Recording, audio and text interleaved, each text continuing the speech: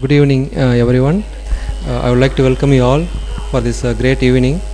First, I would like to take just a brief moment to give you a quick introduction about Swami. Swami is not new to some of you. Swami has given us a discourse last year in Purva Rivera. So he talked about stress based on the principles from Bhagavad Gita. So he gave that lecture in Tamil. So this year, to reach out to more devotees from different parts of India, so we requested Swami to give us his discourse in English. So here today he is going to talk about Bhagavad Gita for practical life. Tomorrow he is going to talk about Vidurunidhi in Purva Rivera. So if you are in Sri Vaishnava Chudarali, so and several titles have been given to him. Swami as MA in Tamil, Sanskrit, English and Hindi. He has been conferred upon several titles by prominent GRs such as Swami has a website called dajoseph.com, so where most of his upanyasams like video recordings, audio recordings have been posted there. And one of the popular ones is Sunday question and answer, where Swami asks question to devotees and then devotees across the world respond to his questions. And one Sunday he takes up that question and he answers, he gives his answer, and he also talks about other devotees' answers. So that is a very popular one.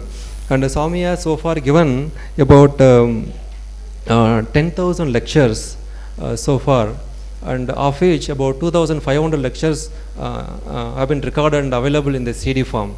So now those of you who are interested, you can go visit dajoseph.com and you can order some of his CDs. So now I would like to conclude here, and once again welcome Swami here.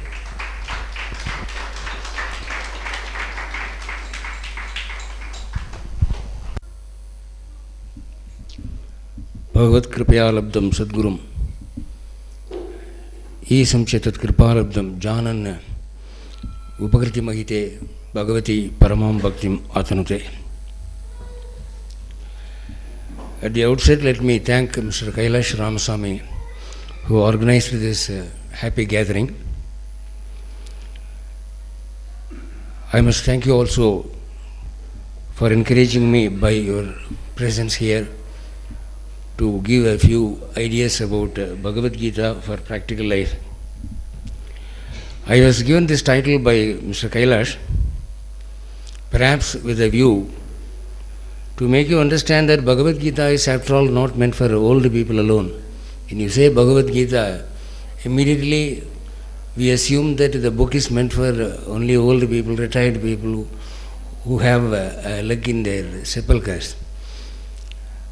That has been the popular notion. But true it is that I see old people more than young people here, because that has been the notion that Bhagavad Gita is meant for people who are not in the active part of life. But it is not so. So I am here with a few slokas from the Bhagavad Gita to show you that Bhagavad Gita is useful for all stations of life. Say 5 or 6 slokas I am here with. The first sloka I would like to quote is from chapter 7. The sloka is number 16. It runs this way. Chaturvidaha bhajante mam janaha sukrutino arjuna artho jignasu artharti jnani cha bharatarishabha. Lord Krishna tells Arjuna that my devotees are of 4 kinds. Of these 4 kinds, number 1 comes the artha. Artha means one who is afflicted with the sufferings of life. Second is jignasu. Jignasu means one who wants to know about the soul, the spirit, God, etc. Then comes this artharti. Artharti means a man with worldly ambitions. You want money, you want a chance in the film field, you want to flourish in the business field, you want a child or you want to get married. So with such worldly ambitions also people approach me and I encourage them by granting them their boons. Now this is the point I am particular about. The fourth one is the Jnani. Jnani means wise people who are rishis. Now the word artharthi, artham means worldly ambition. This we must take a note of. We think that Lord Krishna means he is there only to give you salvation. But that is not so. In Krishna's own life we find Draupadi got saris and Pandavas got food from him, the kingdom from him, and Krishna helped people in all ways. You see, Lord Venkateshwara at Tirupati is none but Krishna himself, and you can find so much of crowd queuing up there. Why? Because they believe that Lord Venkateshwara gives you money, the money giver, the most popular money giver. So, Lord Krishna says, you come to me for money, I will give you. There is nothing wrong about it. Even if you have worldly ambitions, I will grant it. You know the story about Subhadra's marriage. Subhadra was the sister of Lord Krishna. Arjuna, who was already married to many girls, wanted to marry this girl also. And Lord Krishna, in spite of the fact that she is his own sister, he was ready to spin out a plan. Because Balarama had a different plan. He wanted to give in marriage Subhadra to Duryodhana. He broke it and he made it a successful plan. And it was Krishna who taught Arjuna to become a false sannyasi. Perhaps a false sannyasi would start because of Lord Krishna only in this world. Arjuna made up as a false sannyasi. He entered the harem of Subhadra. Gradually he caught hold of Rama. So even such marriages could be possible because of Lord Krishna's grace. So what I want to insist upon now is, you can approach Lord Krishna for any kind of worldly benefits. It may be money or it may be anything for that matter. And you know one famous actor, South Indian actor, Rajinikanth, he is from Bangalore only. He got a chance in the film field because of Raghavendra. Raghavendra is once again a devotee of Lord Krishna.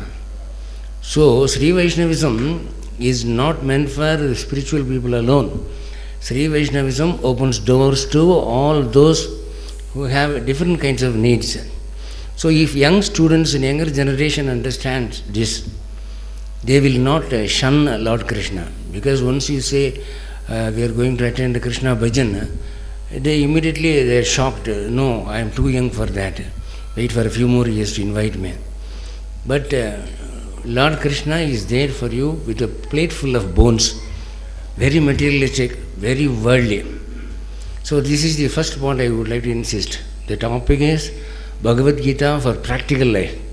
So today, for your practical needs, you can approach him very boldly. You want a seat in the city bus, you want a ticket in the cinema theatre, or whatever may be the problem, you can very boldly approach him.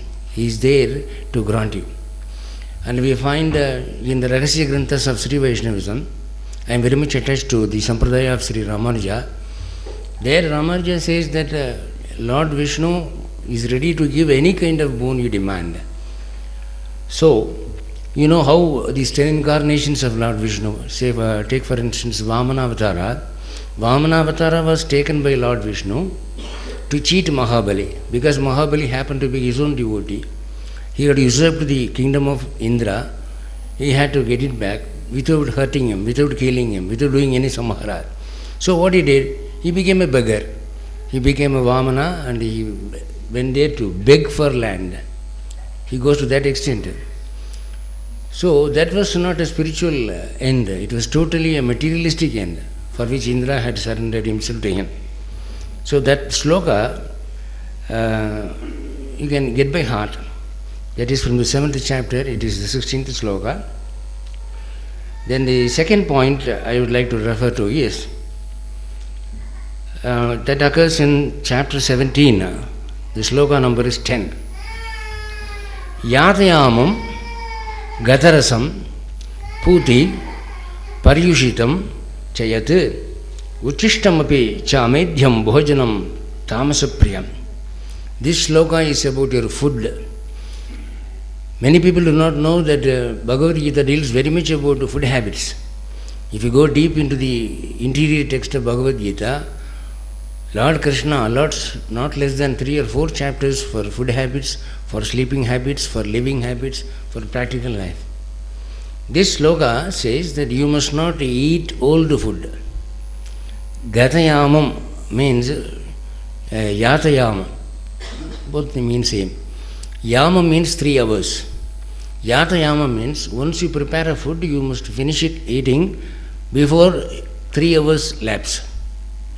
But once we discover this refrigerator, what happens is food as old as 1 month are stored there. Lord Krishna says, never take it. It corrupts your spiritual growth. If you want to grow spiritually, if you want to develop mental culture, you must never eat old food stuff.